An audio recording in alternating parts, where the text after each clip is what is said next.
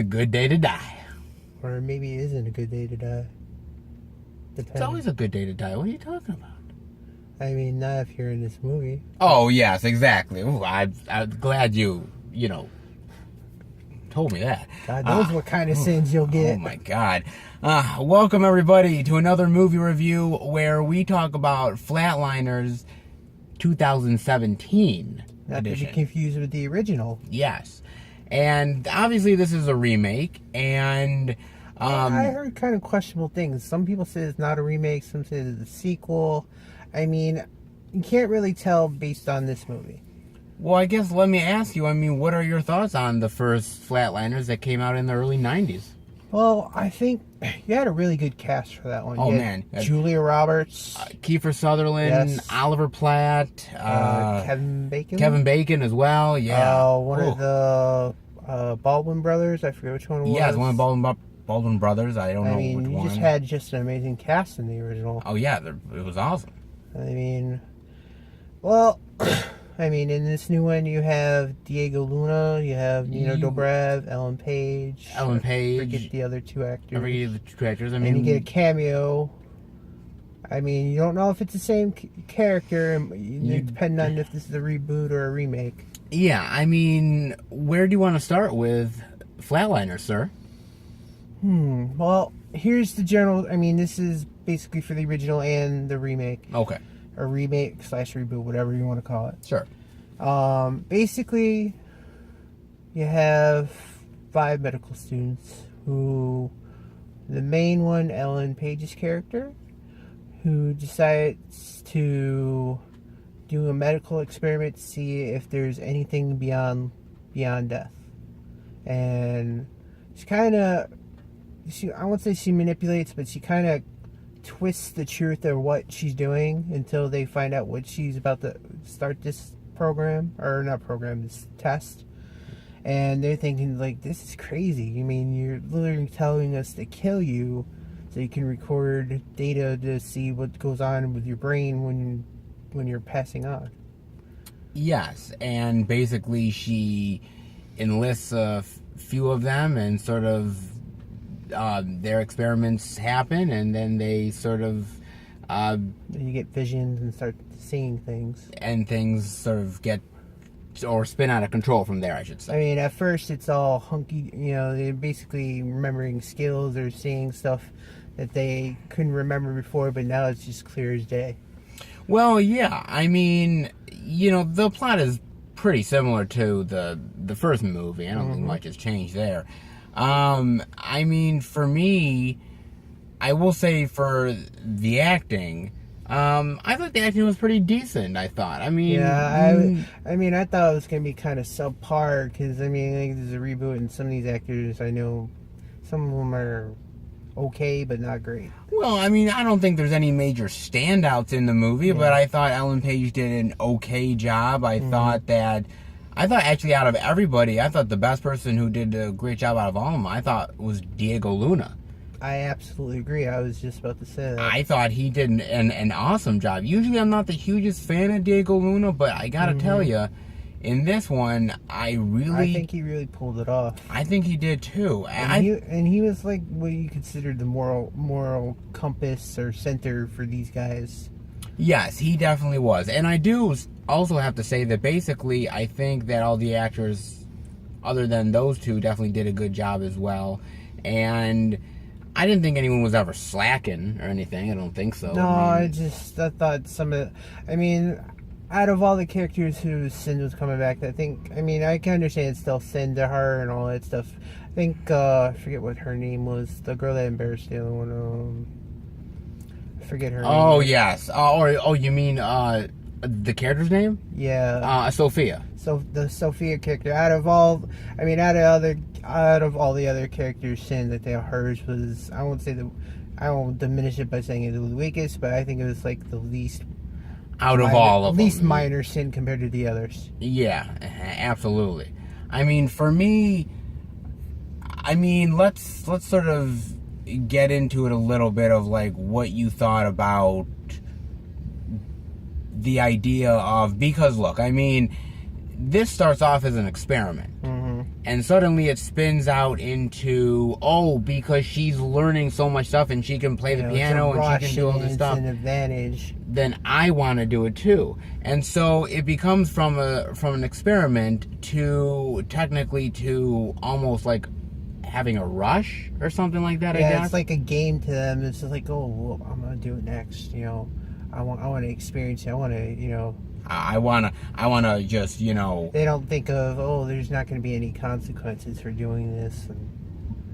But there is. Yes. And let me ask you this, because, I mean, I don't know if you want to, I don't really think there's anything really to spoil about it, but, I mean, do you consider it sort of an entity that's coming after them or something? Because it's not really even clearly defined in the movie. I think it's more like the original one, where it's like it's their own manifestation of their mind.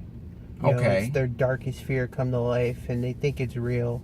All right. I mean, the only part I can suggest without majorly putting, I wouldn't even consider a major spoiler, is like one of the male characters is seeing a vision of an ex-lover, and he's trying to get up from, he's in the water and he's trying to grab onto the pier so he can get out, and he gets stabbed in the hand. Yeah. For all you know, he could have had the knife in his hand the whole time and not realized it and accidentally stabbed himself. But that's the problem. You don't really know. You don't know. I mean, but sometimes it is clearly defined. Like there's a character that's in a car and she's thinking she's getting suffocated, but in fact she's really not. So I mean, there's moments where they define it and there's moments where they don't. And sort of the blurring of the lines. Like I said, I think the only part was with the guy with the knife. I think that's the only one that suggests it could be an entity. Yeah. But other than that, there's no real evidence. There's no real evidence of it. I think personally for me, I think when you do an experiment like this and you go, go, I guess, to the afterlife and then come back, it's not natural. No. You're not supposed to do this. You know what I mean? It's a one-way trip, pal. As far as we know, I mean, this is literally the biggest question of life since the beginning. Is basically what happens when you pass on. I mean, that's huge. And I mean, pretty much anybody would do anything to try to find out that answer. I mean, these guys literally do it, and you don't even know if it's a full answer. It could be a partial answer. Exactly. And I will say something for the technical aspect of the movie. Not really technical, but I guess sort of whether it's true to life. In the movie, Ellen Page says something about, the brain cells are still active up to 4 minutes or something to that degree. I thought it was like, for like serious brain damage to the brain, it's like it's like anywhere to 5 to 7 minutes. But then there's certain characters who go way beyond the 5 or 6 minutes, and then they're okay. And I'm a little bit like, they break their own rules. I mean, at least I think so. That type of, I mean, after that long, you're supposed to have some kind of, at least, best minor brain damage or something. I mean, like nerves or something would be affected or something. I mean, something. It just kind of felt to me like they were breaking their own rules a little bit, I guess. Like it was just like, boom, you got injured, it doesn't even hurt. Yeah, like once it's like, I mean, there's this character who goes back under again. For quite a while, actually. Yeah, and I was thinking to myself, okay, even if she comes back, oh man, this character's gonna be brain dead. I mean, you could tell just from her face that her lips were already starting to turn purple. I'm like, she'd been gone for a while. Yeah, so when she didn't have any brain damage, I was kind of like, okay. I was like, okay, they didn't follow their own rules. I mean, if that were any one of us, we would have been walking with a limp or something, have a speech impediment. Exactly. So, I mean, that didn't follow their own rules exactly. And, I mean, look, I'm not going to lie here. Like, with this being a remake, I don't think doing remakes is off limits. I think this one is fine to have a remake with. The first Flatliners is good. I don't think it's some sacred movie that can't be remade. I think this is, an okay movie to get remade. Is this movie is this the type of movie that really is going to be like, 10 years from now is going to be considered like one of the better ones? I certainly don't think so. No, because my opinion, this felt like I won't diminish the actors, but I felt like this was a cheap knockoff of the original. It felt sort of, it just felt sort of very standard, very substandard of like, okay, the basic level of a remake, this is what it is. And again, I think the actors try to bring what they can to it. But I think there's other issues with this. I think it's not very visually appealing, the movie. It doesn't really visually... I thought when they were doing the visions in the original one, I thought those were more realistic. I didn't think these visions were actually all that fantastic, and I was really hoping for more eye-popping visuals. This felt like a Tron movie sometimes, like with some of the visuals. Oh, I guess. Like when she's seeing the energy and all that stuff. Well, I think Tron does a little bit better than this. I do. But I don't know. Well, let me ask you questions before you finish your turn of thought. Okay, sure. Out of, when they do the final character sin completion, whatever you want to call it. Which by the way, I don't fully buy, but whatever, yes. I honestly thought it would have been the main male character instead of the secondary female character. To be honest with you, when they went with the secondary female character and for her to close it out, I was a little bit kind of like confused. I felt kind of cheapened with her one. Because I felt like, I don't know, for some reason... you want movies to end strong, right? You want movies to end strong, and you want them to sort of leave you with a sense of, wow, this is awesome. This movie was very kind of weak when it came to the ending. I do have to admit. Well, let me also ask you this. When you get to the main male character's sin, I actually thought he actually killed the girl, because from when you see in the vision, he sees her and hear cryings of a baby. I was like, was she like pregnant and he accidentally killed her? That's what I thought they were hinting towards. I thought it was going to be more darker than it was. I thought the movie was going to be more darker. I thought that, the premise is dark. So when you have a premise like this, you want them to go a little darker than they usually do. But I didn't get it with this movie, and I kind of wanted it. Very light in a lot of ways compared to the original. It did, and I know I believe this was PG-13. Yeah. And it definitely felt it. It certainly felt like they were holding back, that they weren't exactly like going for, I think, what they needed to go for with this movie. That's why I think the original surpassed it. Oh yeah, absolutely. I think if we're gonna talk about it, the original definitely still bests the remake here. This is gonna be a short review for us, but there's not much to talk about with this movie, to be honest with you. One minor thing I can point out before we do our grade ratings. Okay.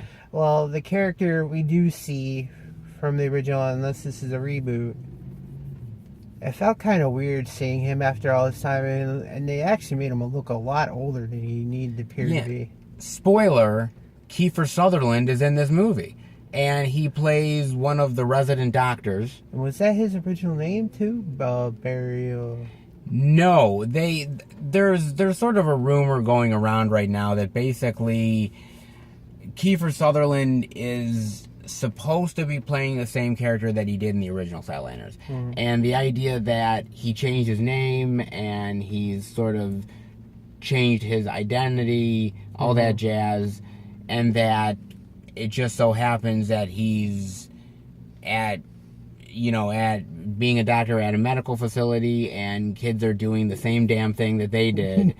That would have made sense at the end. They're all down there cleaning up what they've done, and he just walks in and he's like, so you've been doing the same type of stuff we were doing back in the day. Yeah, it would have been kind of cool with that it's kind of nice to see Kiefer Sutherland in the movie. I liked seeing him. I thought I wish they would have went that route with him, but they didn't. And again, the ending is weak. I think the rating, they don't go far enough with it.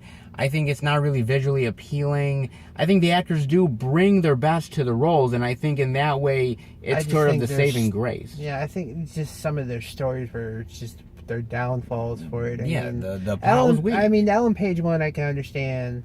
I actually think that was the best. The best one. Yeah, I'm surprised the one character didn't go through the flatline because I wonder if he had any skeletons in his. Yeah, it would have been interesting. Hinted toward it. They did. I mean, any other final thoughts and your grade rating for Flatliners 2017, sir?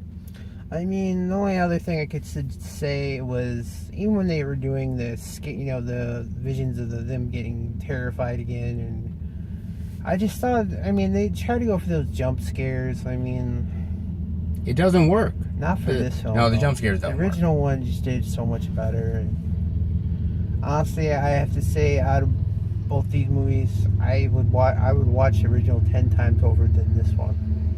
Okay, so. Let's see. I'd have to give this movie. I mean, I give it points for trying, but overall, I just did not see this movie surpassing the original. I'd have to give this movie.